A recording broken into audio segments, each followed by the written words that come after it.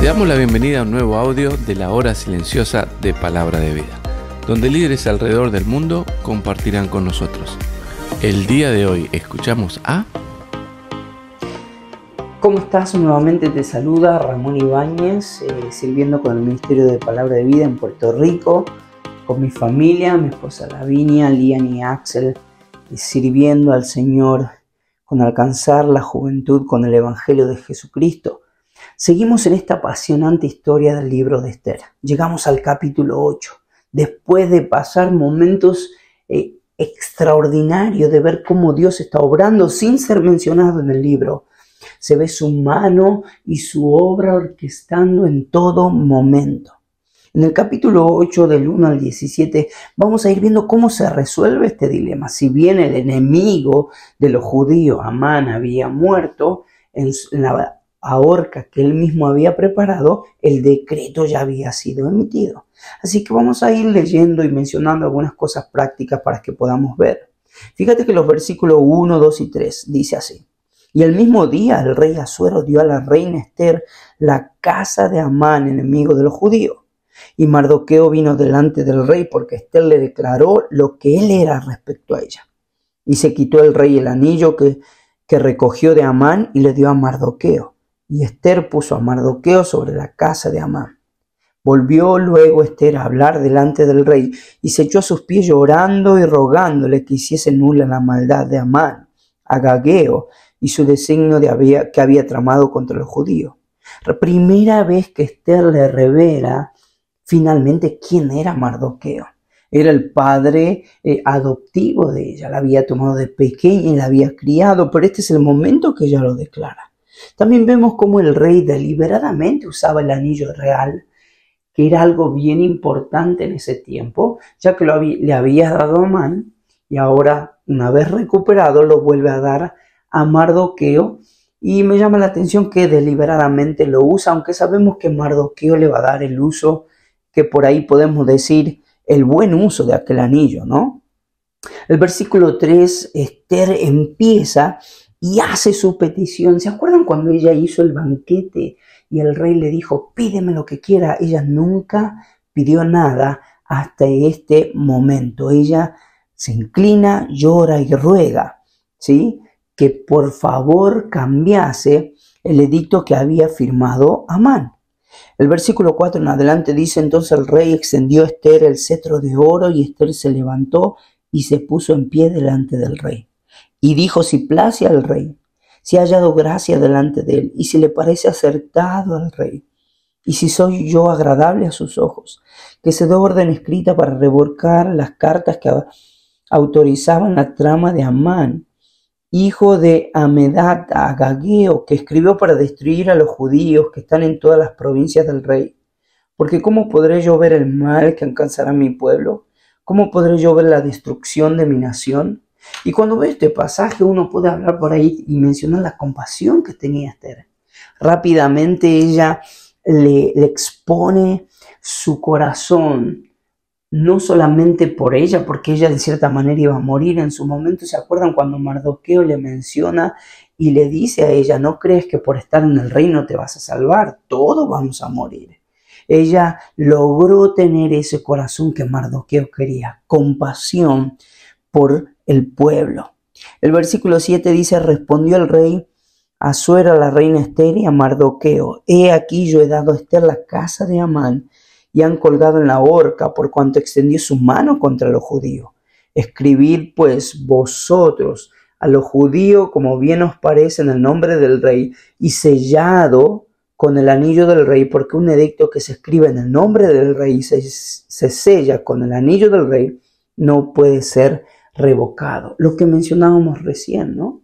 Fíjate la libertad que le da el rey a Esther y a Mardoqueo para que ellos puedan crear un nuevo decreto y que pueda ser anunciado, y va a ir anunciado en nombre del rey. O sea, ya tenía toda la autoridad. ¿Quién más podía decir o revocar lo que el rey había dicho? Y no solo eso, sino que iba a tener el sello el sello del anillo real. Dice que entonces fueron llamados los escribas en el versículo 9 del rey en el mes tercero, que es Sivan, a los 23 días de ese mes, y se escribió conforme a todo lo que Mardoqueo decía, ¿sí? A los judíos, sápatras, capitanes, príncipes de las provincias que había desde India a Etiopía, 127 provincias, cada provincia según su lengua. A judíos también conforme a su escritura y lengua. Había una emergencia, había que trabajar rápido. Todos los escribas trabajando en diferentes lenguas, en diferentes idiomas, pero era algo que había que hacerlo ya. Y dice el versículo 10, y escribió en nombre del rey Asuero, se selló con el anillo del rey y envió carta por medio de los correos montados en caballos veloces, procedentes de los repastos reales. Y esto me encanta porque el detalle que nos da la Biblia es tremendo. Dice que eran caballos veloces, eran los caballos que se usaban para el rey específicamente, y son tomados para llevar un anuncio bien importante. Dice el versículo 11, que el rey daba la facultad a los judíos que estaban en todas las ciudades para que se reuniesen y estuviesen a la defensa de su vida, prontos a destruir y matar y acabar con toda fuerza armada del pueblo o provincia que viniese contra ellos, y aun sus niños y mujeres, y apoderarse de sus bienes.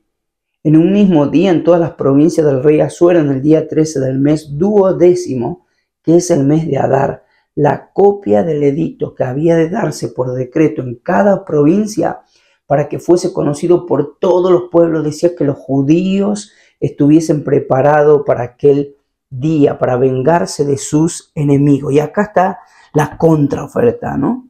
El decreto de parte del rey era: te puedes defender. Y no solo la orden la está dando el rey. Si alguien te va a atacar, te puedes defender claramente, sin ningún problema. El rey estaba dando esa orden. Ahora me llama la atención porque si bien podemos sacar una figura bien práctica para nosotros acá rápidamente, que es la urgencia del decreto anunciado por la palabra del Dios, nuestro Rey.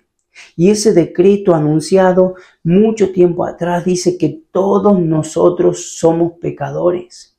Ese decreto dice que no hay nada que el hombre pueda hacer para ser salvo, que no hay nada bueno en mí para poder agradarle al Rey de tal manera que yo pueda obtener salvación.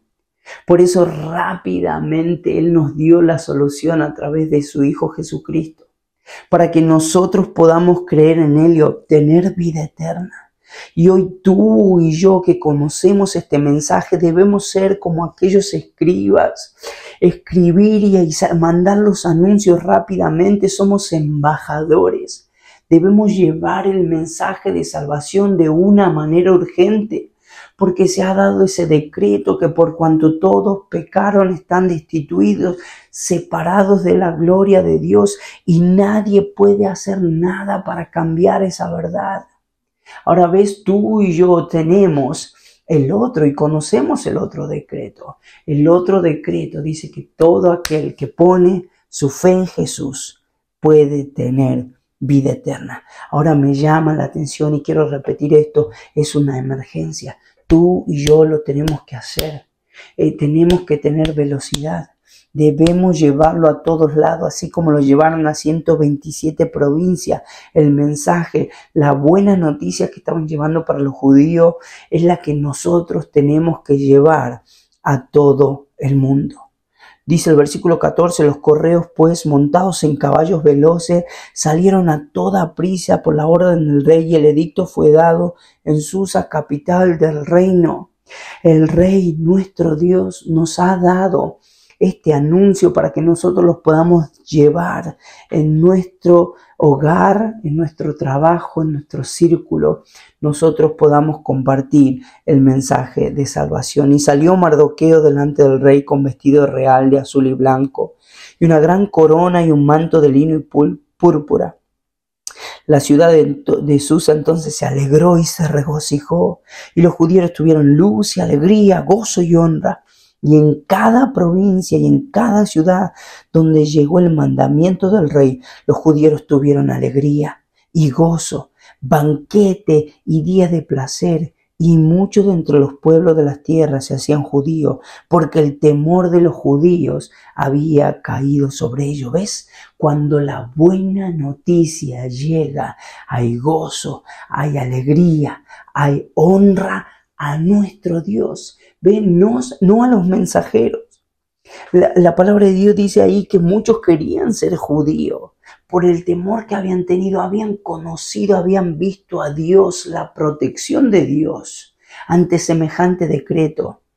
Tú y yo tenemos la posibilidad de llevar luz, alegría, gozo, y no solo eso a aquellos que se están perdiendo, sino para que toda la gloria y toda la honra sea llevada para Dios. El Señor te bendiga.